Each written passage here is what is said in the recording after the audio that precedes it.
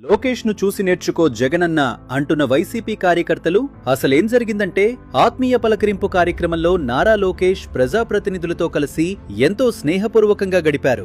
Gopalapuram MLA Maddipati Venkataraju లాల్చీ పైజామాతో special attraction గా నిలిచారు. ఆయనను చూసిన లోకేష్ కొత్త పెళ్లి కొడుకులా ఉన్నావు అంటూ సరదాగా ఆట పట్టించారు. అందరూ ఒక్కసారిగా నవ్వుల్లో మునిగిపోయారు. అలాగే పూల చొక్కాలో వచ్చిన బొమ్మిడి నాయకర్ను చూసి యంగ్ హీరోలా ఉన్నారు అంటూ కితాబిచ్చారు. ఆ మాటతో అక్కడి వాతావరణం మరింత ఉత్సాహంగా మారింది. తర్వాత అందరూ ఎమ్మెల్యేలతో కలిసి ఒకే టేబుల్ వద్ద భోజనం చేస్తూ ఆత్మీయంగా మాట్లాడుకున్నారు. రాజకీయాలకు అతీతంగా స్నేహం, సరదా, ఆప్యాయత కనిపించిన ఆ క్షణాలు సోషల్ మీడియాలో వైరల్ అయ్యాయి. ఇది చూసిన కొంతమంది వైసీపీ కార్యకర్తలే లోకేష్ ను చూసి నేర్చుకో జగనన్న అంటూ కామెంట్లు చేయడం ఇప్పుడు చర్చనీయాంశంగా మారింది. రాజకీయాల్లో విమర్శలు సాధారణమే, కానీ ఇలా ఆప్యాయతతో, నవ్వులతో ముందుకు సాగితే రాజకీయాలకు ఒక కొత్త కోణం వస్తుందని పలువురు అభిప్రాయపడుతున్నారు.